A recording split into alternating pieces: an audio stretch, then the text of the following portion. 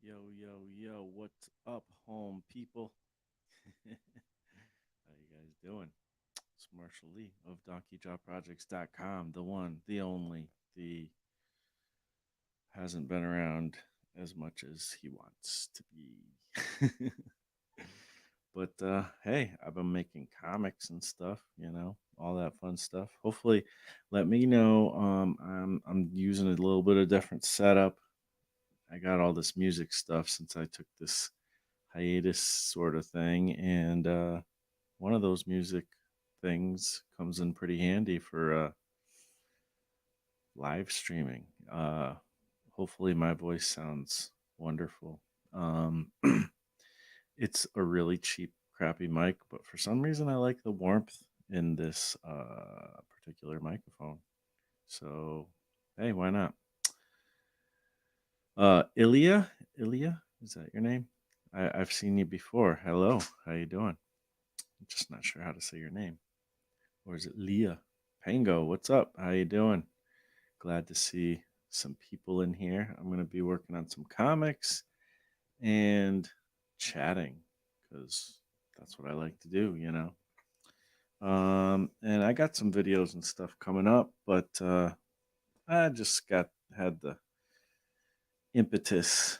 I had the hankering to come in and hang out and chat with you guys. So I'm working on this comic called The Commute. It's 4-page little comic for the newest 9-volt um, mini or anthology comic from the AAA creators. What's up, Sakura-san? I'm doing good. How are you? I will try to put show these things, these comments from time to time, but I might not see them all the time because I'm going to be working too here. So, but thanks for hopping in. What are you guys up to? You working on some comics or anything? What projects are you working on? I'd love to hear it. Um, like I said, I'm working on this little comic called The Commute, and you know, it's just a little fun kind of let's warm up and get back into comics situation. I feel like I have the mic closer. This is going to be interesting because I'm trying to draw at the same time, and there's a mic in front of my face, and it's a little bit tricky, but I got cool effects I can use if I wanted to. I'm going to be like a DJ and just like make my voice go like oh, I don't know, working. Oh, hello. Yeah.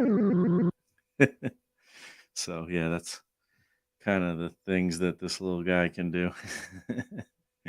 It's the SP404 MK2, and it makes beats. This will be loud. Sorry. See, there's beats. Is this my first time drawing a comic since your last live chat? Um, what was my last live chat? Uh, let's see. Um, my last live chat was Myth and Legend with Russ Leach. And was I working on this then? I don't know if I was working on this then or not. So it might be. Might be. It's hard to say. Um I think I was getting ready to work on it. So can I show the comic in progress from time to time on screen, please? Yeah, I'll try to. I'll get to that soon. What is up, CB Smallwood? How you doing, man? Hope you're doing well. I've been seeing some cool pages of Wildcat coming through. Everybody check out CB Smallwood's channel, and anybody else who's here as well. But CB Smallwood's been working on that Wildcat anthology, which is looking dope. for sure so far. My comic is just kind of a it's just kind of a little fun, goofy type of comic. I shut my iPad. That makes a lot of sense. Um, about me driving to work, which is not super amazing, but gets me back in the game. Working on the inks now, so let's see. I'll go over to the first page is pretty much sort of fully inked. Drawing cars. It's only 4 pages, but you know, we'll see. We'll see how it goes. It's a good warm up to get back into the working on comics thing. So, funny thing is, though, I'm probably not going to be drawing comics well, that's not true. I'm going to be drawing comics, but my focus on bigger projects is going to be the writing on small things. I'll definitely be doing some drawing. It's coming together nicely. I like the car page. Thanks. The whole thing is kind of a car. Every page has cars on it, which is crazy because I don't know how to draw cars. I won't lie. There was definitely some reference used, a lot of reference used. Sakura-san says that is amazing comic. Thank you. Thank you. Yeah, nothing wrong with short comics for sure. So, what have you guys been up to? I actually, CB, well, my guess is you're probably not set up to do it, but I am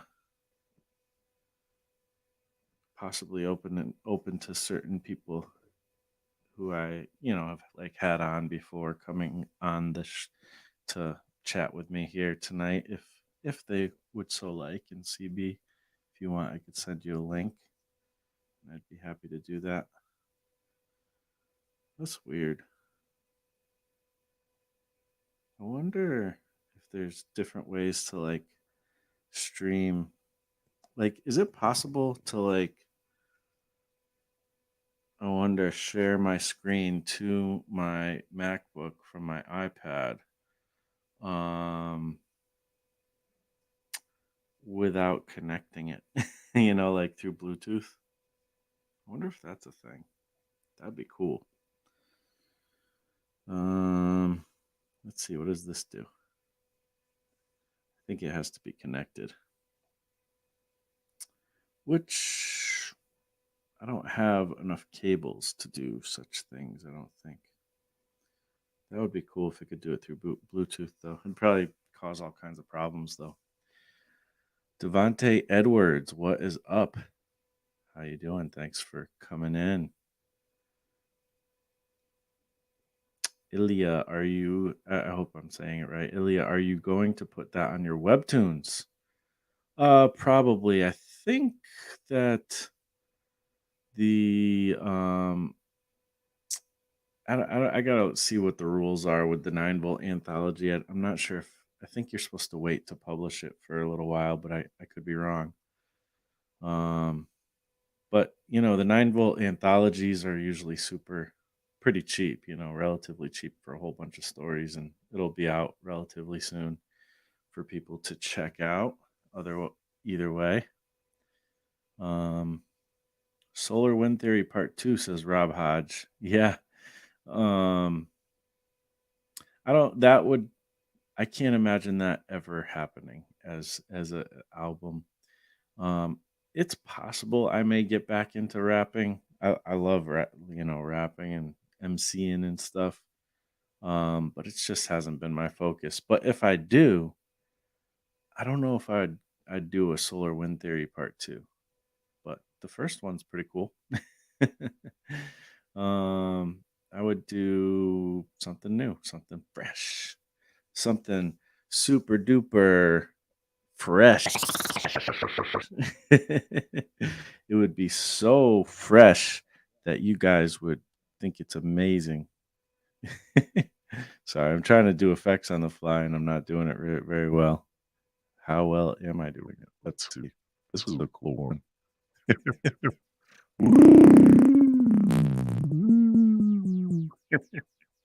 Sorry. Sorry.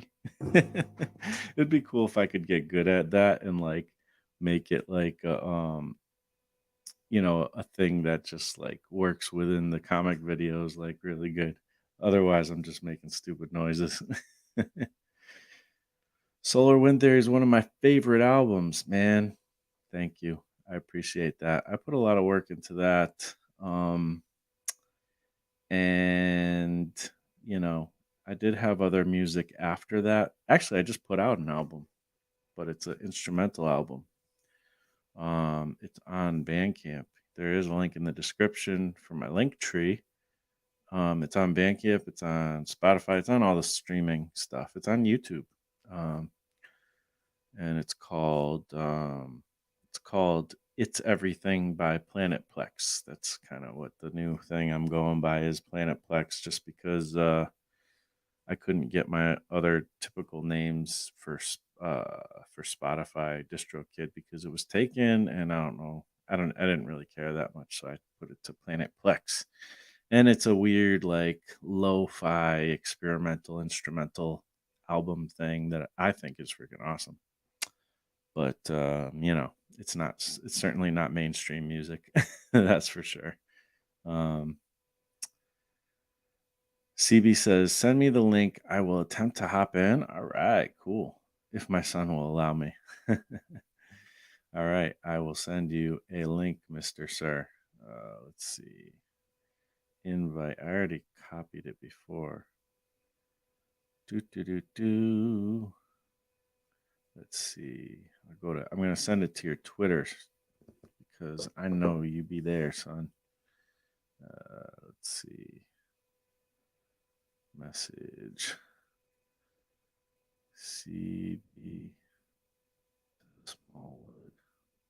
You might already have the link actually, because I sent it to the group thing that I used to always send it to. I said, why not? I figured, why not? There might even be people waiting, and I don't even know because I didn't look. No, there's nobody waiting.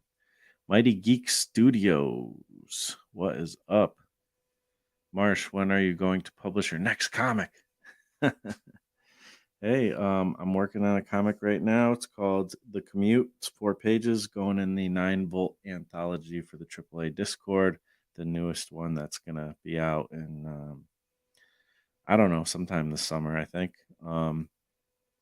So, you know, it'll be published pretty soon. That might not be my next comic. We'll see, but it just depends on how quick I am with other stuff. But the other stuff will be small.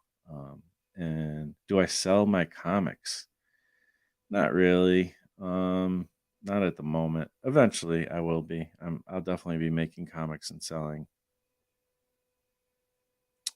Ooh, I just got an email from the Artcasters. They must be doing a video.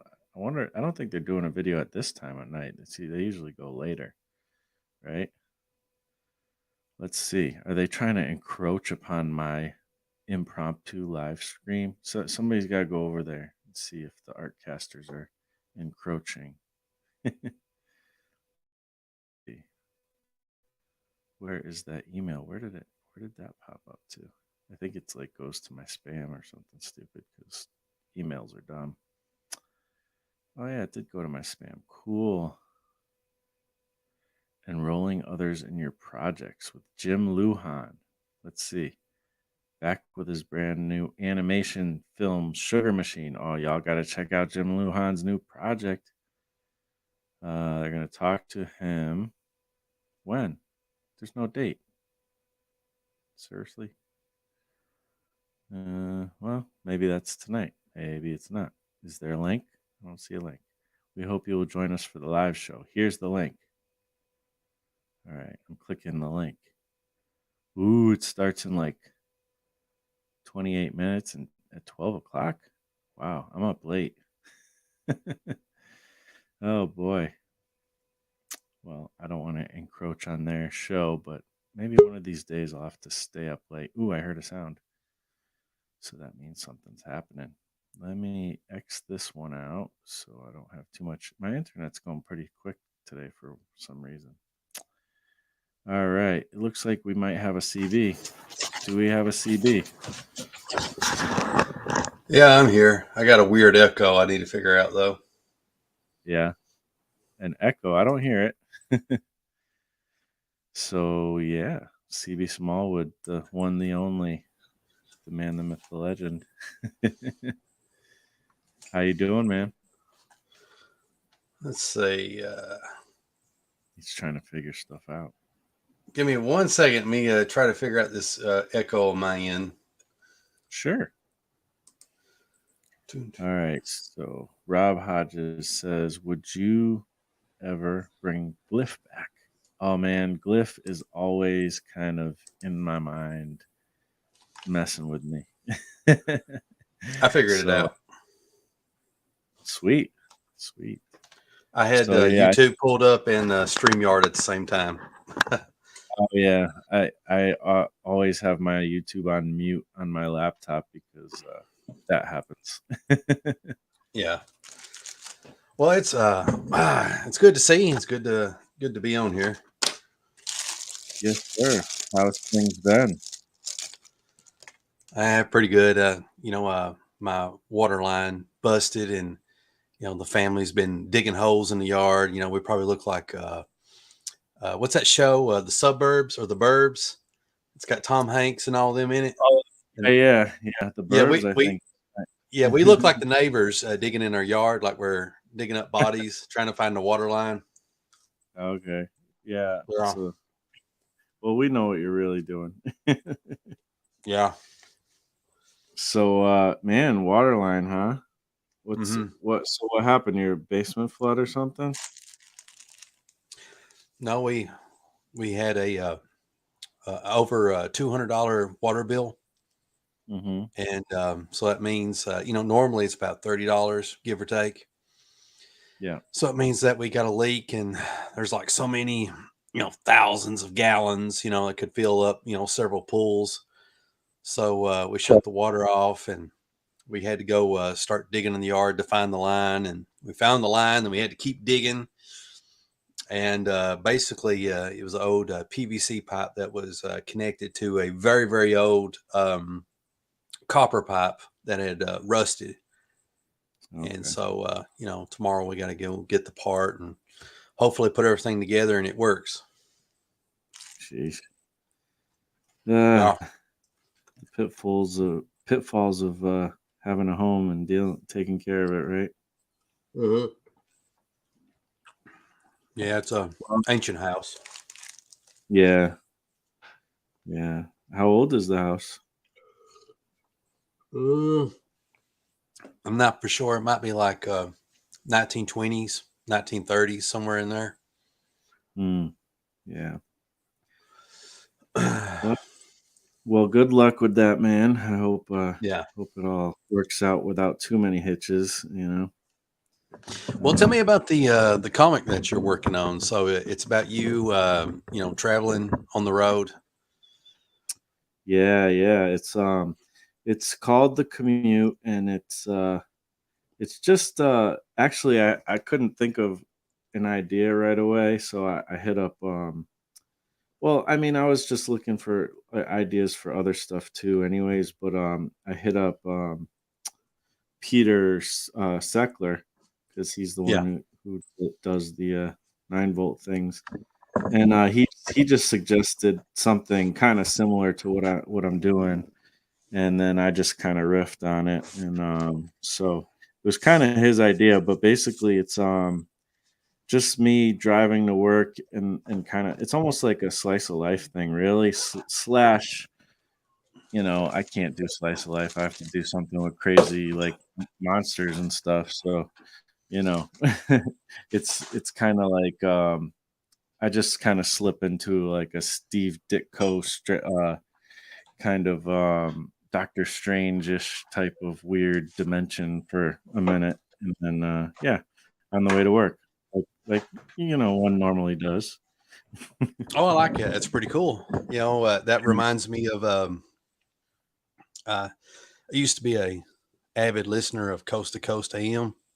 Mm-hmm. And I remember this guy, he called in one day, or one night, I should say one night.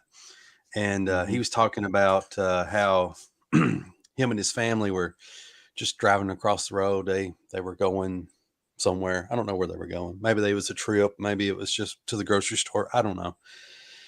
And I think they went through a tunnel. And when they came out, all the houses, everything looked normal, except for all the people were lizard people.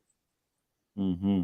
And so, everywhere they looked, there was lizard man, lizard babies, lizard children, lizard old Yes. folk, just That's lizard people everywhere. And eventually, maybe they went through another tunnel, and then all the lizard people disappear. So, he thinks they went through maybe like extra, dimensional multiverse type of thing, yeah. And well, anyway, the reason I bring it up is not saying that that's what you're doing with your story, but it made me think of that for some reason.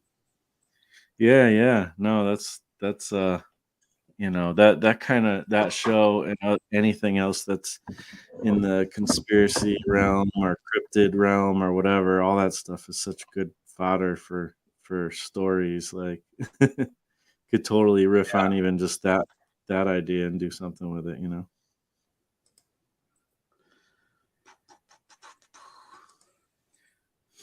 So I know you're working on the anthology and all that. How's things going with that? I keep seeing some pretty cool pages on Facebook lately. Yeah, it's going pretty good. I'm on the page 10 of the Wildcat Anthology comic, and well, actually, let me rephrase that. I'm on page 10 of lettering the Wildcat Anthology comic.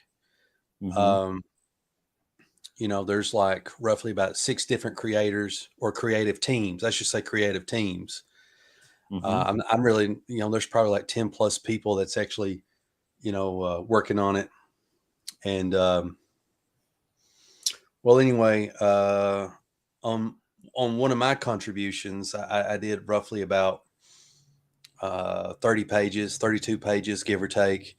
And so I Mm-hmm. am lettering 10 pages of my contribution thus far.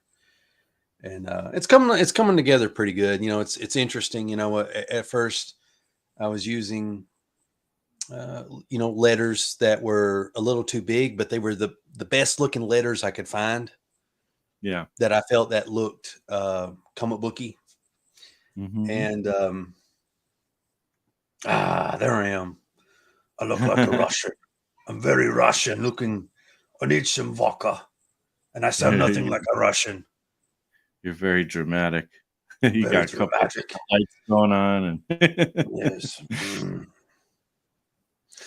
But blah, blah, blah, blah, blah, blah. Oh yeah, lettering. So using the wrong lettering, but the best lettering I could find. And then I happened to find on blambot.com, they had a lettering called, what was that lettering called? I'll find it. I will look it up. So that way, if anybody else wants to find it, they won't have to struggle as CB does. Yes. yeah, Let me lettering download. is always interesting. It's like, unfortunately, I think a lot of us treat it as kind of an afterthought often. Because I mean, I didn't like get into comics and read comics and then be like, oh man, look at these letters. Like, Yeah. I really want to get into comics and be a letterer. Like, I don't Yeah. think most people want to do that, but I mean, if you look at like, it really is an art form though, and It is. especially when you get into like the sound effects and the title pages and just like the whole design of everything, and you can actually do some amazing things with lettering, and if you It's do it it's wrong it doesn't look great.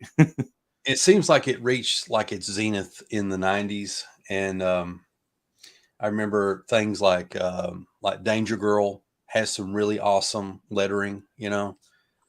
A lot of other books from that time period in you pick up a lot of modern comics today from the major two publishers, and they're using this very indie font Mm-hmm. that looks good on indie books, but it doesn't look good for Marvel and DC. It's just Huh. it's weird. It's weird, and a lot of the sound effects and stuff that they had built up, and the way they were doing it in a very artsy way, I don't really see a lot of that. I could be wrong, but in a few books that I've seen, anyway, on the lettering font that I'm using now for the Wildcat Anthology. For anyone that's interested, you can go to blambot.com, and they have free fonts on there, and they have one called Anime Ace 3BB. Anime Mm-hmm. Ace 3BB. And that's been a That's a good one. lifesaver. Yeah, it's a very good one. And so I've been using that, and been learning a lot about the spacing between the words, each sentence, and fitting the word balloon around it, and then also like there's the flow of the letters that go into the balloon, Mm-hmm. because sometimes when you write something out, it'll be, well, like me, I like to use a lot of words, so stuff will come out like this, very wide, and so you got to learn to kind of crunch it, and make it a little longer, a little longer, a little fat, you know. Yeah. So it's definitely an art form, to make it pleasing, to the Yeah. eye. And so I'm having to learn that. And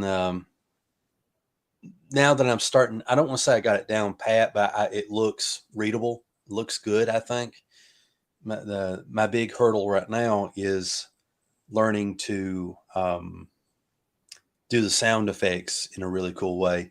In the when I was drawing the comic, like sometimes I would actually hand draw the sound effects, because I feel like it's just easier to do that.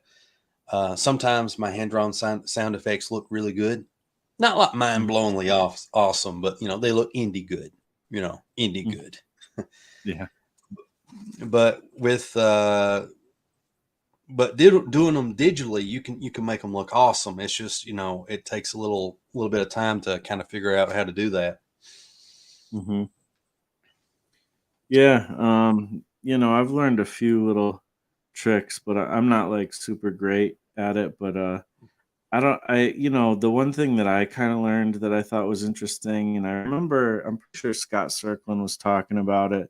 Um, I feel like I heard it even before that, though, from other people too. But it doesn't really matter. But like when you're doing the word balloons and stuff, like if you're doing something like, it kind of doesn't matter. But I first learned how to do it like in what is it, Illustrator or something, the one with the vectors and stuff, the Yeah, Adobe thing. yeah, Yeah.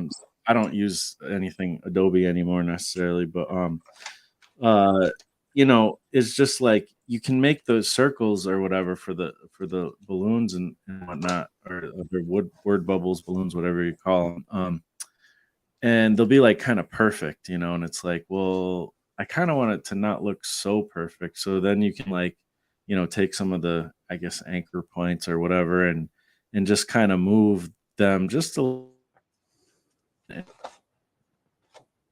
imperfect. yeah, There's that method, or there's also the method of like printing it out, onto a board, and then kind of doing the hand lettering thing, which that's a whole other level. yeah. But and I've done that, sort of. I haven't printed it out like that and done it, but I have done hand lettering. But that's just because I'm not. I don't know. It's not because I'm good at it. It's because that's just the way I decided to do it at that point. But Yeah. You know, it's that's one of the things that I actually want to get down one day and kind of learn, is do hand lettering. Using the Ames Ames group. guide, and doing that whole bit where you write the draw your lines, and then you put the letters in and stuff. Hmm.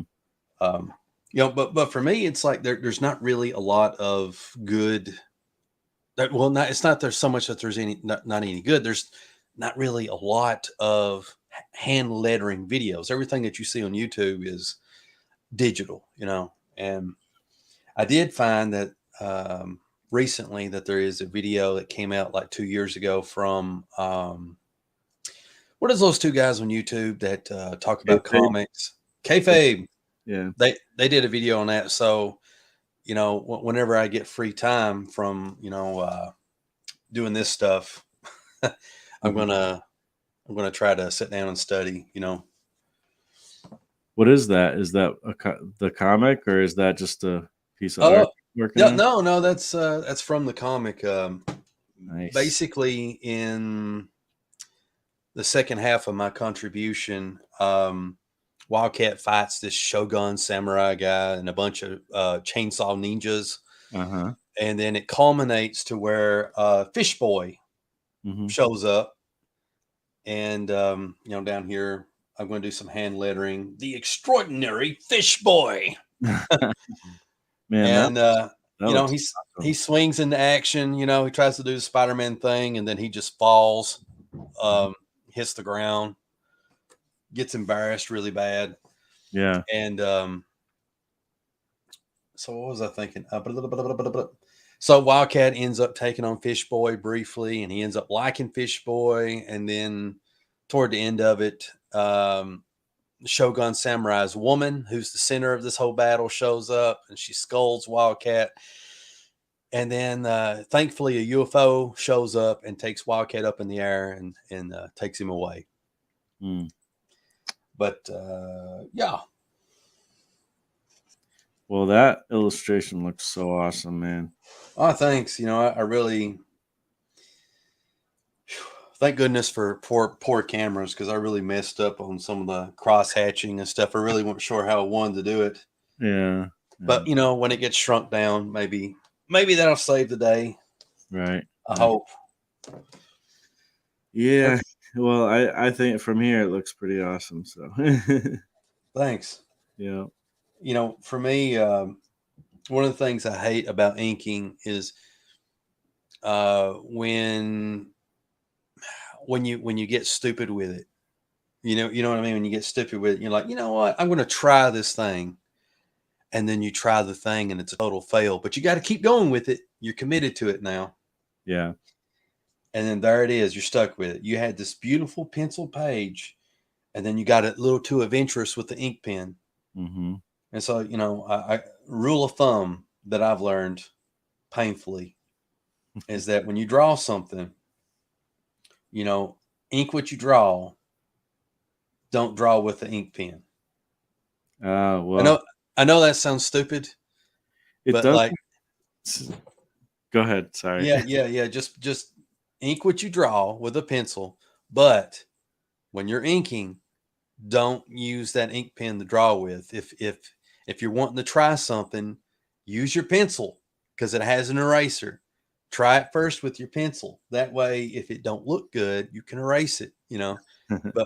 But that's not to say you can't put white out on ink, but it starts to gum it up and that sort of thing.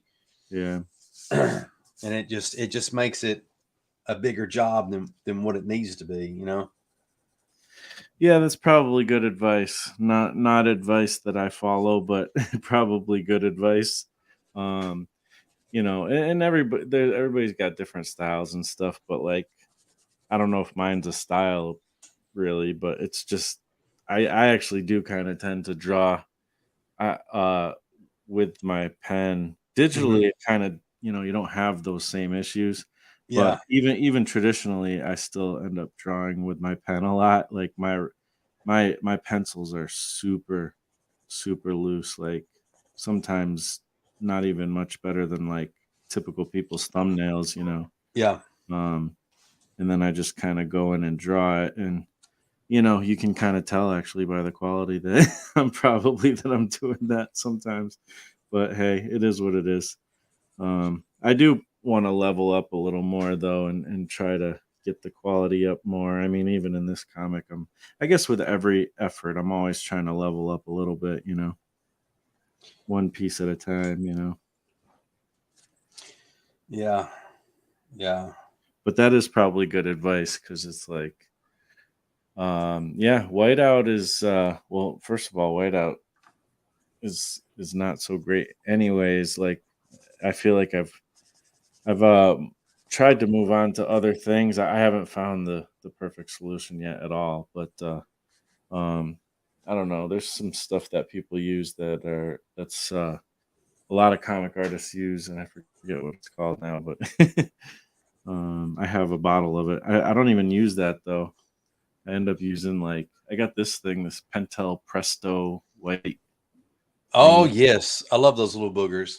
It's pretty cool. Yeah.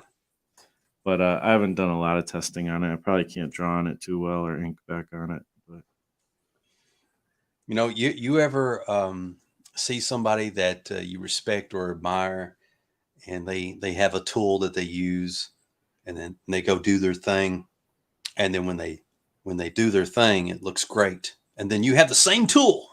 You have the same tool, and you're doing something very basic, and you go, and it looks awful. Yeah, I know. And then you go and if you're somewhat acquainted with that person, you ask them, what are you doing there, buddy? And they're like, I don't know. I don't know what I'm doing. Yes, sure, you don't. You got the magic. Yeah. Um, Well, but sometimes yeah, people don't know how to explain it too, even if they, have a that's true. technique. But I dropped my pencil. But it's like, one of my experiences, for example, in relation to what I just mentioned, is the use of white colored pencils. Mm-hmm. I've seen people do really awesome things with white color pencils and white gel pens. Mm-hmm. And I'm having better luck with white gel pens. An awesome friend of mine sent me some really good gel pens to try, and I'm having a lot better success with them laying down a much thicker, brighter line. Sometimes Which when you use a white gel pen, you put it on paper, the paper just soaks it up. So maybe it's a paper issue with me. I don't know. could be. Which gel pen is it? Because I got like this typical like jelly roll one, and it can kind of work, but at the same time, it's not super opaque. I think it is. Yeah. Yeah. I don't. I don't think nobody can see that. Yeah. There we go. It's got an owl on it. All right. Oh, so Boom. it's the same thing. Yeah, jelly roll. To be honest, I haven't used it a ton lately, so maybe this is better than ones I've used in the past. I got these cool sketch covers uh the other day. Let's see. Here we go. Look at this. Spawn Oh, black sketch covers. yeah. And I was testing it out with some gold ink and some white ink and stuff just on the back, I like just that. farting around. Fartsy fartsy. Yeah, that's just to test it out though, to see how it looks on the black, different things. And I yeah, kind of I kind of feel like you need to do the same thing on the front cover, but on the right side, so that way when you unfold it, it's going to be yeah, like a big image. yeah. When I do finally do whatever I Yeah, do, I'll probably like lay it out like that. yeah, yeah. Yeah, try to figure it out. But yeah, I don't know. We'll see. But yeah, I can see even the jelly roll marks on there that I tried, and they're not as opaque as this one, the Presto one. This one's a lot more Yeah. opaque. So some people even use just like white paint. Oh, that's Yeah. Nice. Walmart white paint. I don't know if anybody can see that, but that is Apple Barrel Snow White. It's a matte acrylic paint. Mm, I there you guess it's go. pronounced matte. Matte. Yeah. Yep. Matte. Is it matte or is it matte? I don't know. I'm not French. Mhm. No, I Yeah. don't. Let's see. Maybe I'll tell all my non-art friends. Yes, I use matte acrylic paint. Yes. Yeah, you gotta kind of beef up the language there a little bit. Yeah. I didn't fully answer this question from Rob Hodge. Would you ever bring back Glyph? I was before I was saying like he's always like Glyph is always haunting me. But I do think I was even thinking about it today. Like I'm trying to figure out how to make Glyph like awesome, and I've been having a hard time for a long time, but I have some ideas. Basically, uh, I don't know. I guess I won't get into it, but I have some ideas. So we'll see.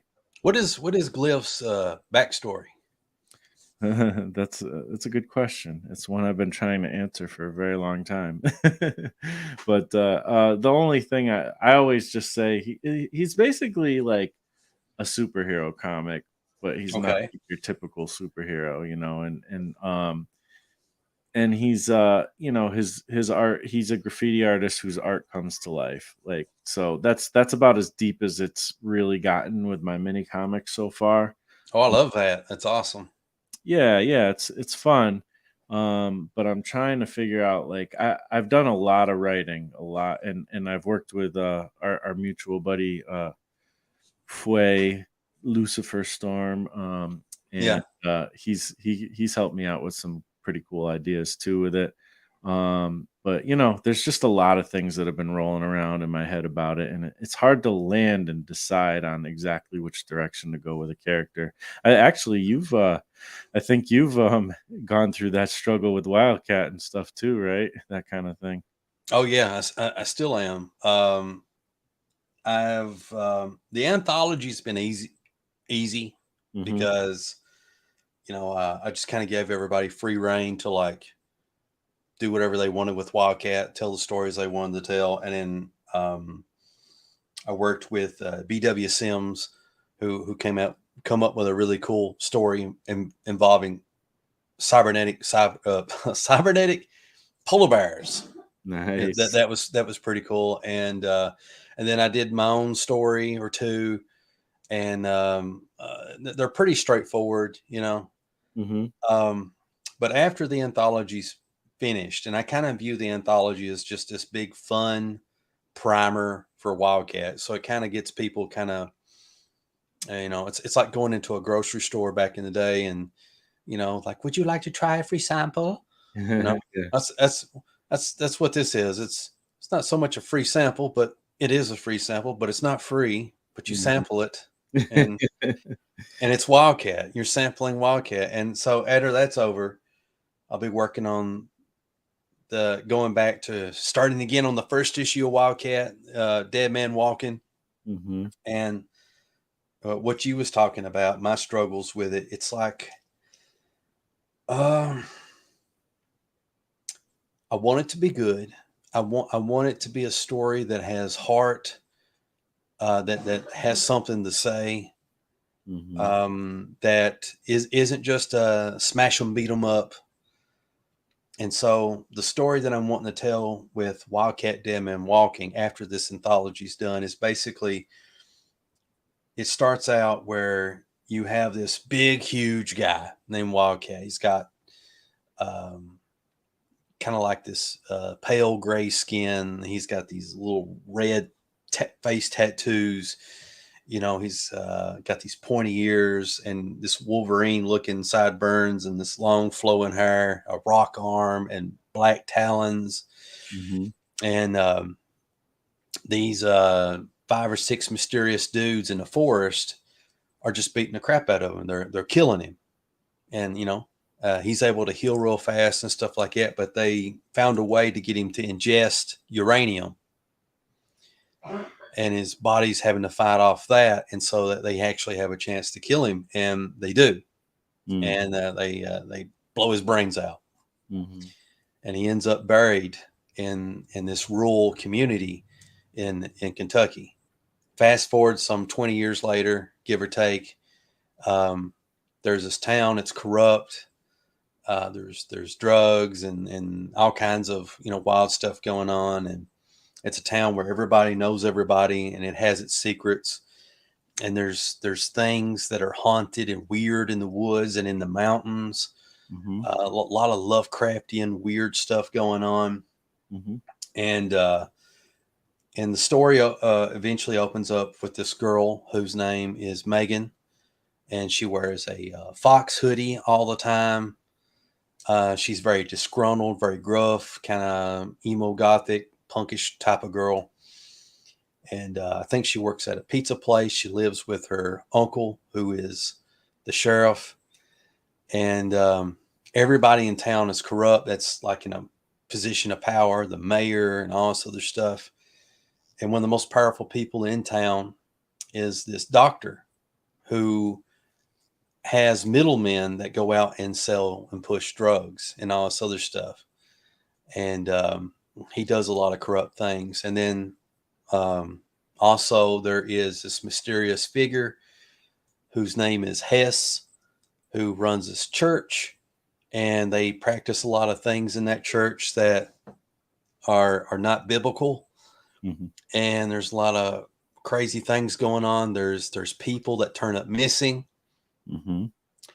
But anyway, what eventually there's a lot more to it than that. I know the story seems very complex, but it's kind of like one of these things where I feel like I need to know everything that happens.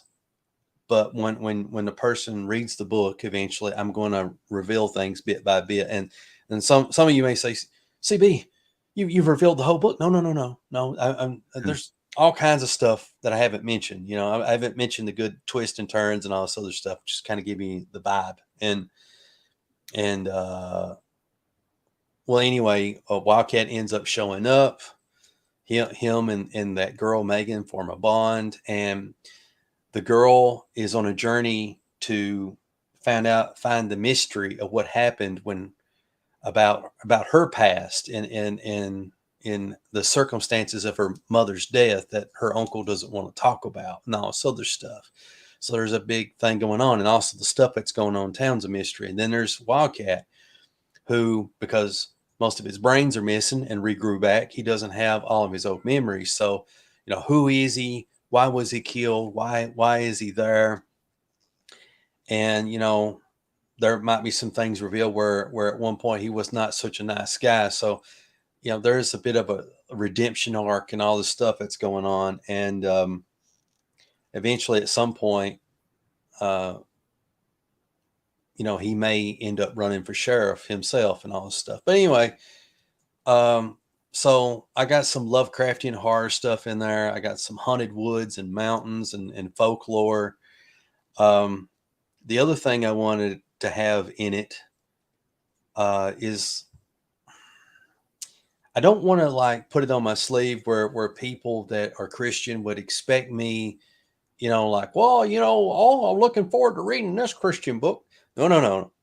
It's I would say it's more of a secular book, but it's going to have some Christian undertones in it, sprinkled here and there. Not preachy, not telling people what to think or what they believe and all this other stuff. But, you know, the Megan girl, you know, she's going to have this old lady friend that helps her a lot. And the old lady friend is very religious. And so, you know, just little things like that in there, you know, that I think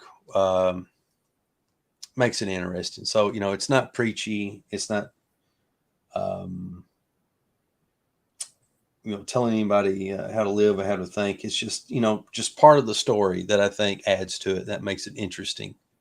Yeah, no doubt. I mean, you know, that can be said about so many stories, you know, that from people who aren't even, you know, necessarily Christians. Yeah.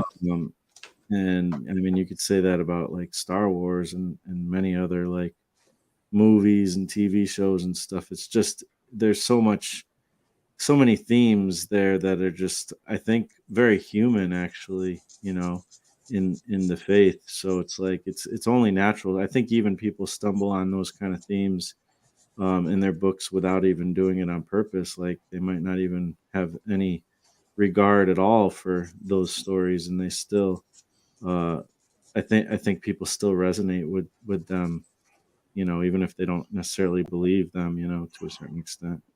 You know what? I just thought of something. A good example is the original Superman movie. with Christopher Reeves, and the reboot that failed with that one guy who was a villain in Scott Pilgrim, who played a Superman character, who actually played Superman in the reboot that failed. Yeah. In both of those, in the original with Christopher Reeves, they had, what is that actor's name who played in The Godfather and also in Apocalypse Now? Everybody, had mad respect for him, stuff like that. What is his name? I'll think of it later. But anyway, that guy. He's been long dead for decades now. Mm-hmm. One of the last films he was in was actually in a remake of The Island of Dr. Monroe, I think. But anyway, that actor, he played Superman's dad. He's like, I'm going to send you to Earth, and I send my only begotten son, and all this other stuff. Yada yada yada. So you kind of see, where they're going with it, because Superman is a kind of a messiah type of character, and they played that up again when they rebooted the series with that one actor whose name I can't remember, who was in Scott Pilgrim, who played the super vegan. Right. They did it again with that, but they was a lot more heavier with it. But they didn't necessarily name Christianity. They just borrowed the themes from that, and they put that into the movie. And so that's kind of what I mean a little bit when I talk about this Wildcat comic that's coming up after the anthology, the Wildcat Dead Man Walking, because Wildcat's name will eventually be known as Dean Lazarus, and so people call him Lazarus, because he came up out of the grave, he's back from the dead, that type of thing. Nice. Yeah, it sounds pretty cool. I don't know if Frank was where's that? I think I lost it already, but I don't know if he was talking about my story or your story. I think it's yours, but it's Cheers with monsters. Yeah. I don't know about that, but hey, it's got monsters, right? Yeah.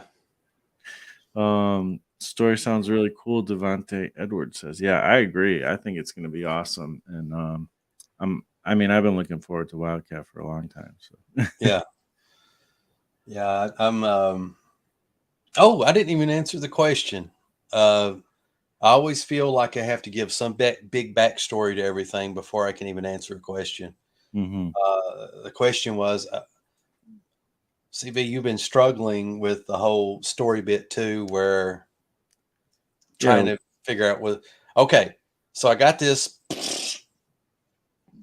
big thing. You saw the big thing. That's.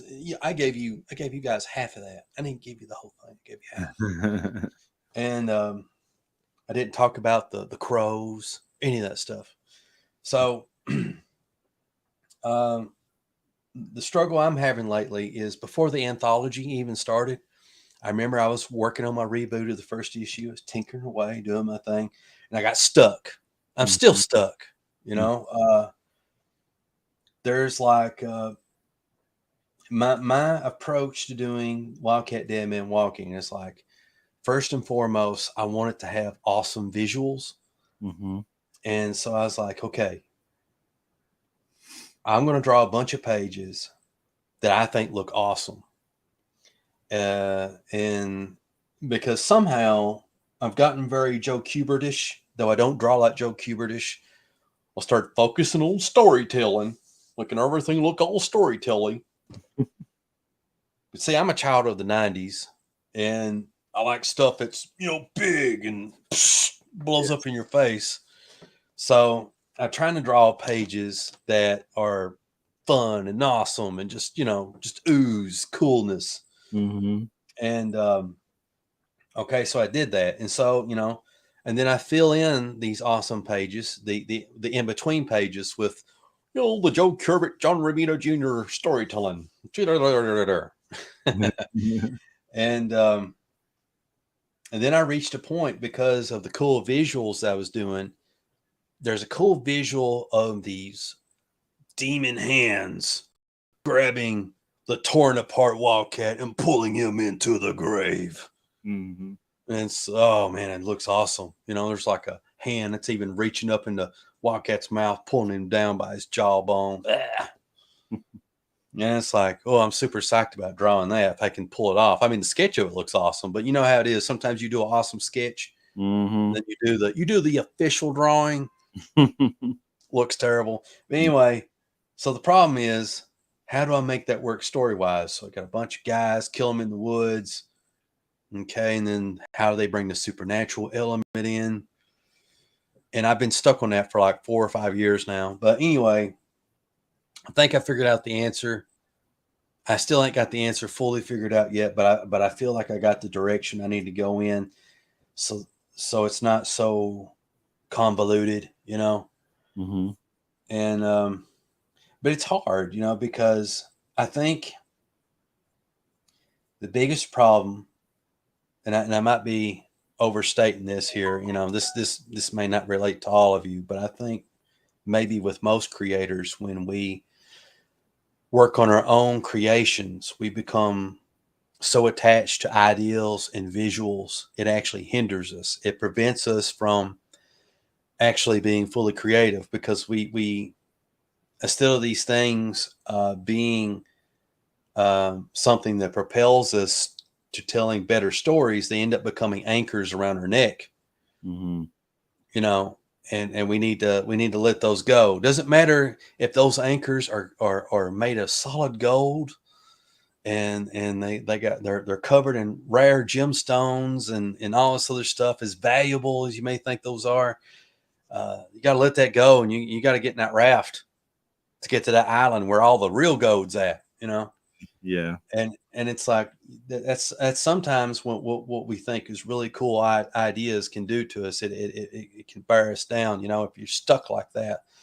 And I'm kind of a hypocrite because I don't take my own advice, but it's like you have to let that stuff go sometimes. And it's like, so that's kind of what I did with me being stuck with the supernatural element, you know, pulling Wildcat into the grave is like,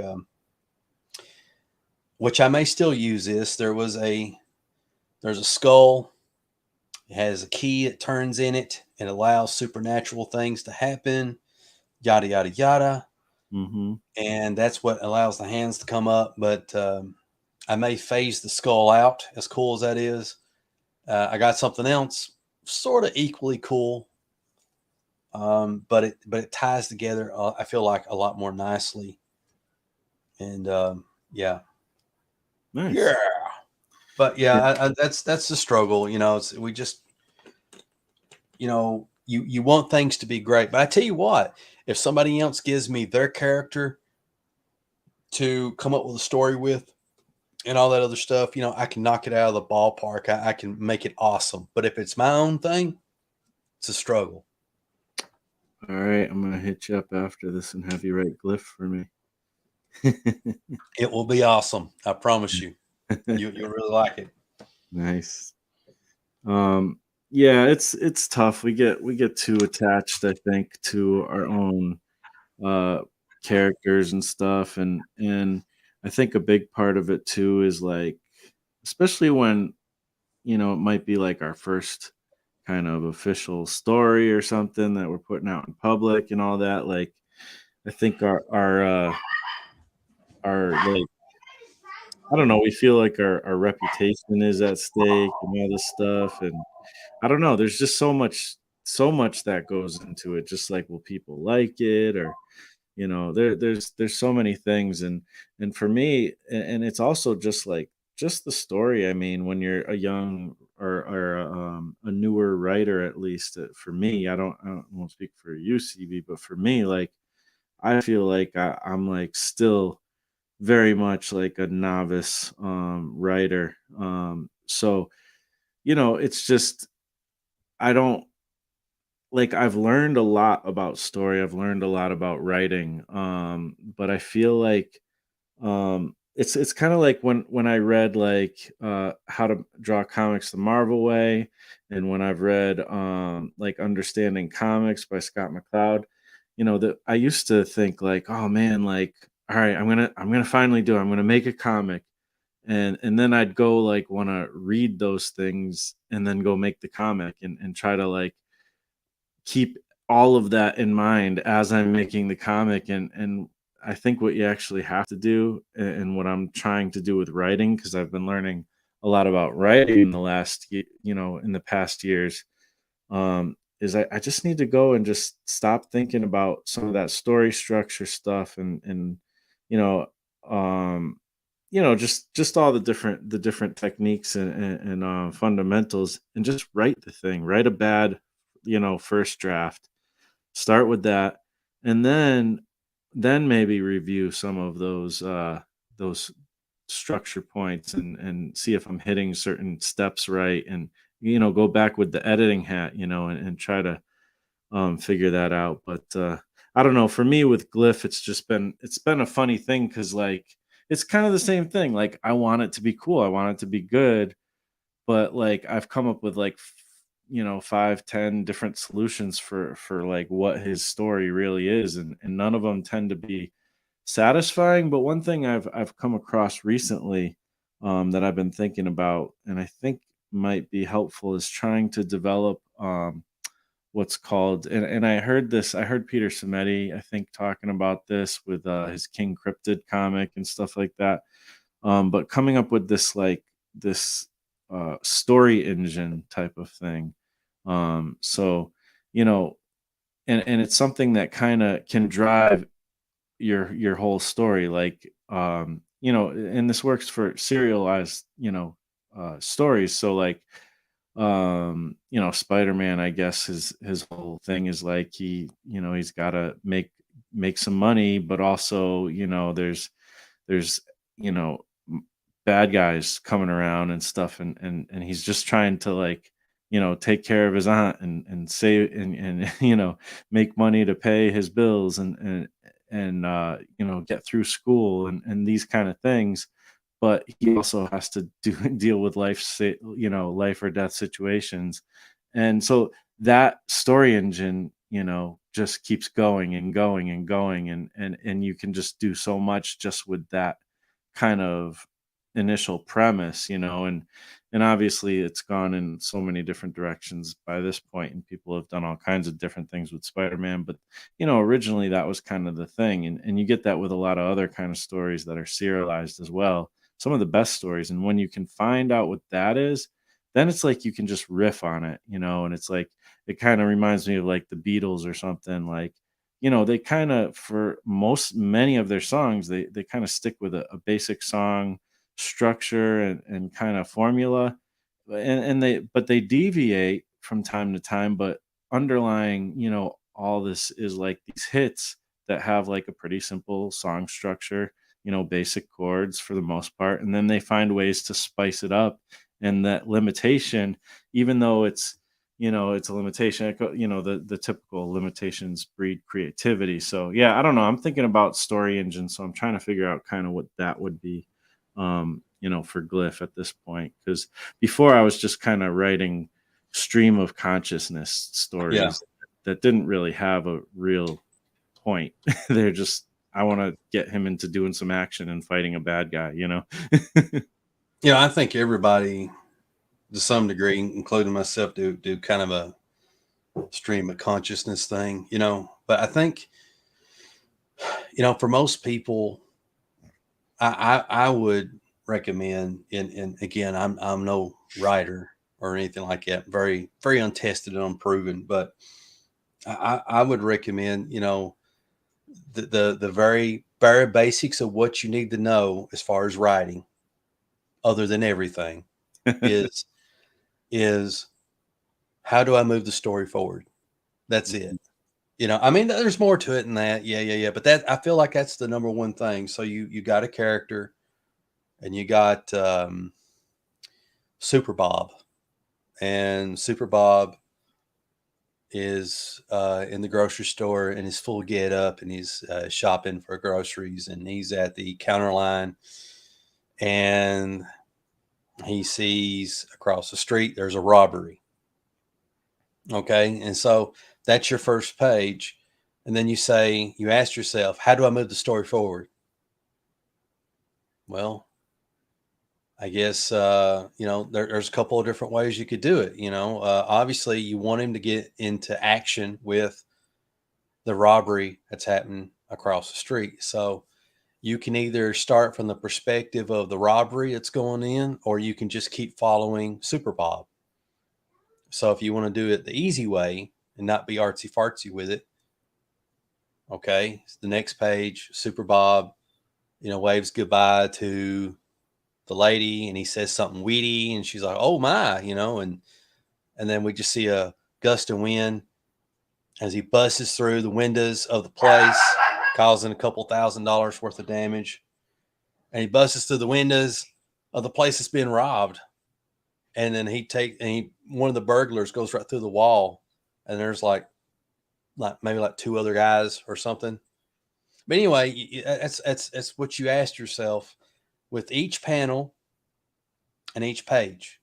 You ask yourself the question, and I guess I've been doing it for a while, and I think everybody does it, that's able to tell sequential stories. Is that you ask yourself, how do I move the story forward? What happens next? What happens next? How do I move the story forward? Because that's the goal. You want to keep it. It's like a little snowball that goes down the hill. You want to keep it getting bigger and bigger. And then after, now art wise, it's not always the best thing, but you'll have your 10, 20 pages worth of story, so it's going to be harder to go back and kind of tinker with things. You'll only be able to do that dialogue wise unless you add more pages or take pages out, that sort of thing. But I think as a writer, one of the basic things you can do is just keep asking yourself, page by page, panel by panel, or whatever, how do I move the story forward? What happens next? And then you can go back and add all the artsy fartsy stuff. Like, okay, how do I do foreshadowing? Put some foreshadowing in here. There's a black cat that shows up at the beginning of the story, and it causes all kinds of trouble to Spider-Man. And then like midway in the story, the actual black cat girl shows up, and she's all broken and shattered as she busts through his windows. Some villain threw her in there. There's all these little things that we learn. You can go back and add later, just like he's was talking about, and yeah. One other thing I was going to mention, since I got a mouthful, is I really recommend, because I like to pass on things that I learned that I think I know, so other people don't have to struggle. Mm-hmm. Something that I feel is really helpful to writing and drawing comics is there's these awesome videos on YouTube. I don't know what they're called. There's like 2 or 3 different really good channels where they break down really good cinematic movies. Mm-hmm. Cinematic. Why did I do that word? Really good movies. And they explain to you the themes that are in the movie and the story structure and the hero's journey. Everything from Dan Harmon's story embryo, where it's broken up into, I think, 8 parts. I'm not for sure, and all this other stuff. I mean, it doesn't matter what the movie is. There's a really good one on, I think, maybe Batman Begins, and also Batman: The Dark Knight. And the Batman Begins one is great because it gets into the theme of it, which it's all about fear. A fear of Bruce Wayne as a child is afraid of bats. The Scarecrow is in it, and his whole thing is all about fear. That there's the mafia guy who has this big speech about fear, about being feared. Mm-hmm. There is the Raj Al Ghul guy, who is teaching Bruce Wayne to control fear and use fear as a measure of control and all this other stuff, Mm-hmm. and to master it. Then there's all these questions about what fear is and what it means to different people, and ultimately Bruce Wayne or Batman has to figure out what fear means to him. Mm-hmm. And so there's like all these deep things in it. You know, you look at the movie Aliens. Mm-hmm. Another great movie, and essentially what Aliens is about, it's about motherhood. You got Sigourney Weaver, who is a mother who left her child behind, and that child has grown up into an old lady and died since she's been in cryo sleep. And Mm-hmm. she doesn't fully grieve over that, you know, because she still has PTSD with fighting with aliens and that whole bit. And then eventually she comes face to face with the aliens again. She ends up with a surrogate daughter in the form of Newt. But Mm-hmm. then there's another mother. There's the queen alien, Mm-hmm. and so you got the battle of these two mothers, you know. And then you look at the first Alien movie, and the theme of that, the first Alien movie is it's a mixture of things, but rape is a big part of it, and they try to make it. It's like a reversal of that. Instead of it being a woman, it's a man that gets impregnated. This evil thing that comes out of him in a very violent way. Um, so you know, anyway, there's all these themes. Also in Aliens with the motherhood thing, there was themes of the Vietnam War and different stuff. But so that's cool little things that you can sprinkle into your comics, like the subtext, the hidden stuff. It's kind of like the heart of your story, and then you drive your characters in a certain direction, and then you try to hopefully. Again, I'm not a writer, so don't be careful about the advice I give anybody that's watching. But you want to drive your characters in a direction. You want them to start out one way, and you want them to change by the end of the story, either for good or for bad. It doesn't matter, just as long as they have changed. They're not static, you know. Yeah. And you want it to be fun. You know, the rule of thumb is um, you don't need to know why something works. It just needs to be cool, and you enjoy it. You know. Mm-hmm. But yeah, that's another tip of mine is watch these awesome cinematic these movie breakdowns that's on YouTube where they explain a lot of this stuff, and it's very useful to comics. Yeah, I've seen those two before. Those are really good, for sure. One thing you were saying was, it's just got to kind of like, what's the next thing? Like, it's got to move forward and stuff. And it reminded me of this thing that I first heard in the book Invisible Ink, which is a pretty cool book about Yeah. writing. But it's the Pixar story structure, which they kind of use. Oh, You Pixar is know, awesome. yeah, they Yeah. kind of use this like one little like pretty simple story structure just to at least get, I don't know where in this process, if it's like a checking after the fact or if it's like Yeah. how they develop it in the beginning, but it's just like numbered 1 through 8 basically. So number 1 is once upon a time there was dot dot dot. Number 2 is every day dot dot dot. Number 3, one day dot dot dot. Number 4, because of that, and then number 5 because of that, and then number 6 because of that, and then number 7 until finally, and then number 8 ever since then, blah blah blah. So you just fill in those blanks, and like you kind of have some, like I feel like it would be a good exercise just to like write like five, fill in the blanks for like 5 of those scenarios and see what you come up with, see if you come up with some cool possible stories, to work on. Pixar is a excellent example of really good storytelling. You can pretty much take any movie or cartoon movie, whatever you want to call it, that they've done, Mhm. and the characters start out one way and they always change by the end of it. Mm. A lot of them go through the hero's journey. They go out to find something, they lose something, and they come back to their environment having changed and a lot of that stuff. Mm-hmm. And, I've actually tried to, at one point, take like different movies from Pixar. I think Wreck-It Ralph might be one, and maybe Toy Story might be another one, and Moana. Mm-hmm. I don't know if all three of those are Pixar movies. I know one of them for sure is, but uh, they're just very well written.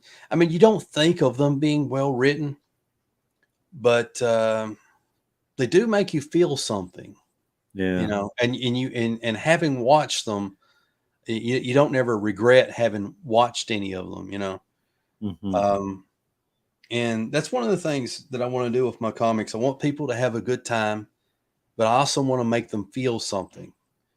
Yeah. Leave them with a lasting impression. Mm-hmm.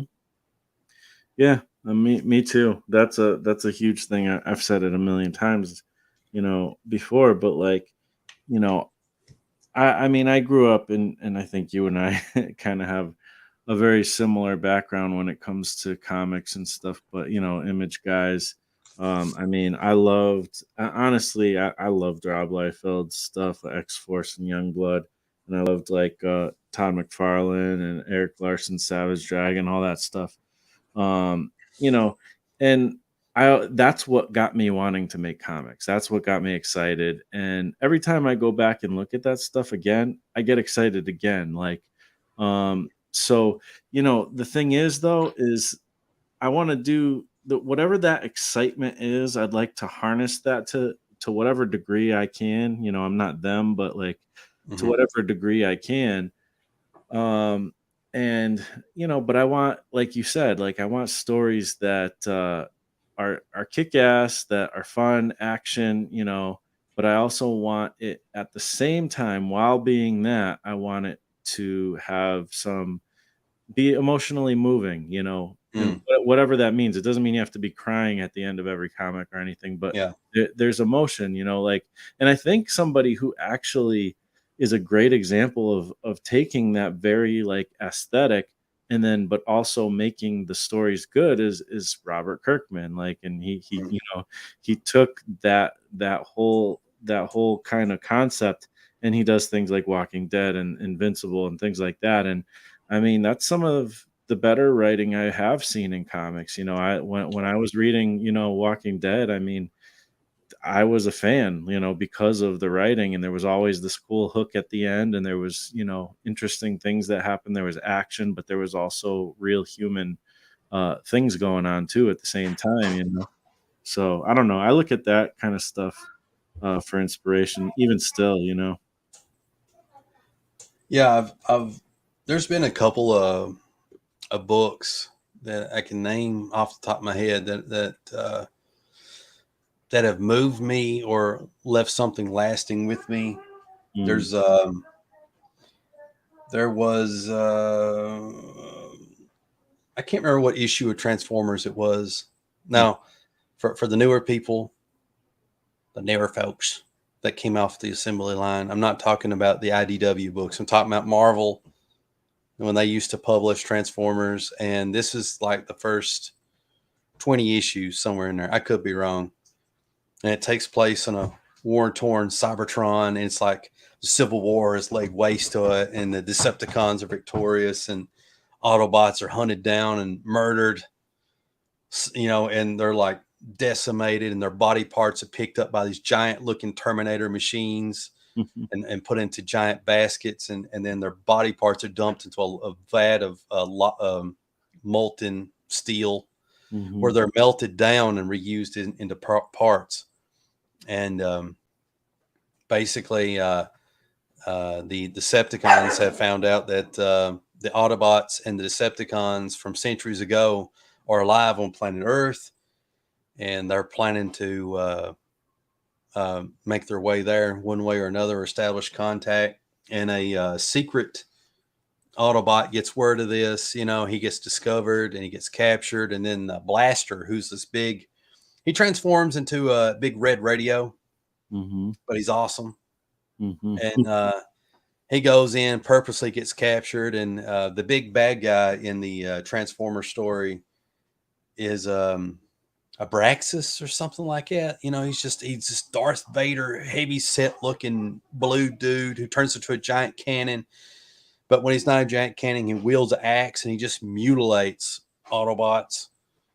Mm-hmm. And toward the end of it, what's his name? Blaster ends up in the molten pit, and he's near the edge of a wall, and he sees his buddy half submerged in the molten stuff, and he throws him the micro tape and tells him to get out of there, and it's kind of heartfelt thing, and he has to get out of there, and there's only half of him left, and he just submerges down Terminator style. But anyway, as a kid and still today, that's kind of moving. But as an adult, I like the Man Thing miniseries that came out in the late 2000s, 2008-ish, 2011-ish, somewhere in there. I don't know. It wasn't Steve Gerber. It was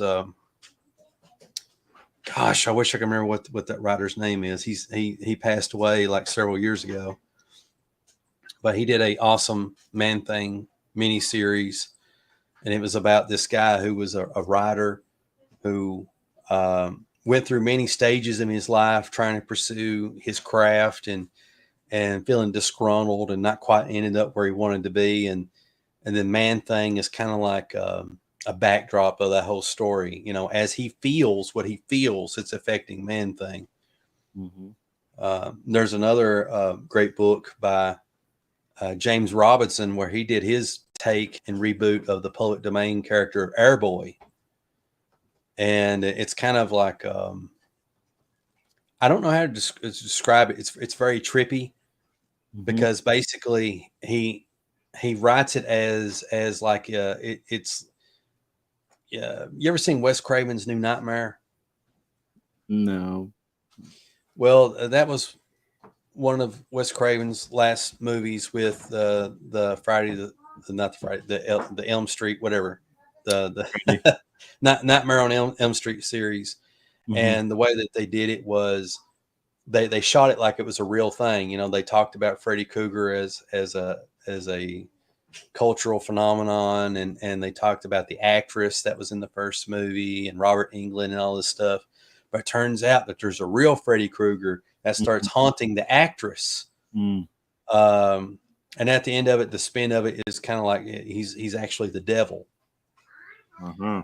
Well, anyway, in the Airboy comic that James Robinson wrote, and I think there was this guy, really awesome artist by Hinkle something.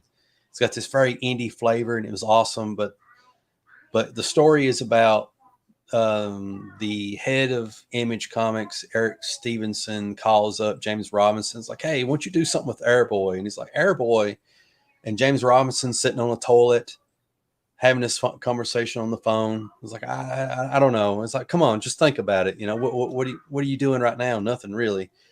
And James Robinson's having problems in his marriage and all this other stuff. And so eventually he agrees to do Airboy, and he goes, picks up the artist from the airport and they can't think of nothing. And so they go on a night in the town, and they get very debaucherous and take a bunch of drugs and all this other stuff. And the next morning, they go back to the bar, have a few drinks, coffee, whatever. Airboy shows up, the actual Airboy. Mm-hmm. And so then that's where the comic book takes a full left turn, And Airboy's shocked by their debauchery because he comes from a different era and all this other stuff. So it's really cool, And but the whole story about James Robinson and the troubles he's facing in the comic, it makes you feel something. So I like stuff like that. I think that's one of the reasons I like the series The Max.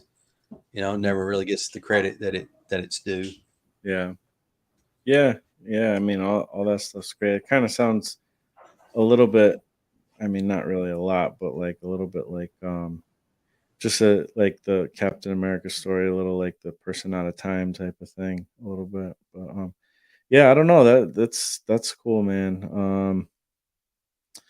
It's tricky. It's tricky. Like it's fun to like look at these stories and I definitely draw a lot from so many different stories. And there's always these emotional threads, in movies and books and stuff that I've read. The comics, less of that I've gotten so far, but I'm looking for more and more. I'm reading more and more comics, trying to, find ones that like really move me more emotionally. And so I can kind of learn, basically. So yeah. Yeah, there's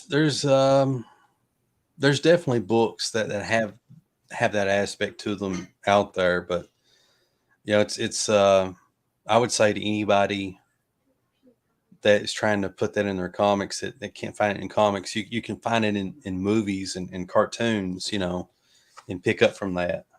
Yeah, yeah, for sure. Yep. All right, man. Well, it's been awesome actually kind of having you on here like by accident. Are Yeah. you are you doing a what do you call them? The midnight draw after midnight shows? Oh, sketching past midnight. Yeah, yeah. Are you Yeah, doing I'm these? still doing them. I'm kind of, I second guess myself a lot, and it's like I want to entertain people, and I feel like I let everybody down because like I'm like, oh, this episode of Sketching Past Midnight wasn't that entertaining, or I got a little bit too whiny. I get torn like, well, maybe some people like me being down. Maybe they enjoy that, the little sadists that they are, I think it or is. or maybe people want me to be more upbeat, and I don't know. Man, you gotta be you. And I had Jim Luhan on months ago, and man, he had so many nice things to say about like the videos I make and stuff, which Mm, I was like, damn, like that's so cool. Because I'm a fan of his, and yeah, so, but he was saying like one thing he likes about my show is that I don't really hide like, sometimes I'm down, sometimes I'm up, some whatever emotional state. I just kind of be what I am, and that was really cool that he said that. Like, I don't know, I can't see what my show is like from the outside because I'm inside me, but that's kind of when you say that, that's what I feel like with your show because I've seen a bunch of them, and I don't know, I always enjoy it. I'm always happy to come along for the ride and see, what's the latest thought process on what you're working on and what you're thinking about. And I don't know, I dig that kind of stuff. So I'd say, keep doing that. And I also see you doing other videos that are more on a specific topic yeah, too. So that's cool too. Like I feel like it's good to mix it up, good to try new things. But I definitely think people enjoy that sketching after midnight vibe too, because I've heard other people mention it too, before in other streams and whatnot. So yeah, yeah. man. That's where all the cool kids go. Yeah, for sure. If you Yeah. want the inside scoop, you go to those shows, anyways. Well, before you kick me off here, I just want to tell everybody that that here very soon this month, I will be launching the Indiegogo for the Wildcat Anthology. Oh wow, So awesome. so that is happening this month. The book is 80% done. So everybody's wrapping it up. We're getting it together. Nice. It looks like it's going to be 80 plus pages, give or take, and so it's coming out this month. I don't have an exact date for this, in this month of June of when it's exactly coming out because I have to go to Indiegogo and make little tiers and figure out what the tier is going to be and put the little images in, and then the biggest trouble is trying to figure out what kind of video I'm going to put in there. Yeah. I gotta make a video. Oh joy! Um, but the good news is, unlike the first Wildcat Indiegogo, this one will succeed because it's going to get published whether this fails or not. Hmm. Because I'll set up a Kablam account, and even if the Indiegogo fails, the book's going to come out. It'll come out digitally, and it'll come out print wise for anybody that wants a copy. So that's a thing. But hopefully, We can get a lot of stuff took care of through Indiegogo. So counting on all of you. Show up. Yeah, absolutely. And honestly, you know, hearing that now, like everybody like CB's gonna be back on soon because we're gonna have him back on once that thing's launched, so we can make sure that well, do whatever we can to help Yeah. boost that. And actually, I'm gonna sign out too in a second. CB, if you don't mind, if you want to stay on just for a sec, I actually had something I was I just remembered that I wanted to ask you about before. So, Okay. Yeah. but yeah, where can people find you, man? I'll probably leave a comment later down below, so that way people can click on me and find me on YouTube. But I am on YouTube. Look up CB Smallwood. I have a bear logo, purple bear logo. So you can find me on YouTube, on Odyssey, which is awesome. You can find me on Twitter and pretty much everywhere. Just type in CB Smallwood all over social media. If you Google CB Smallwood, I dominate the first page on Google. It took me a long time to do that. I got rid of all the other fake CB Smallwoods. Nice. So you can find nothing but CB Smallwood if you just Google my name, and it'll take you everywhere. DeviantArt, doesn't matter. Whatever floats your boat, I'm there. Nice. Awesome. But Twitter, Odyssey, YouTube. That's my big three right now. Sweet. Yeah, go check all that stuff out.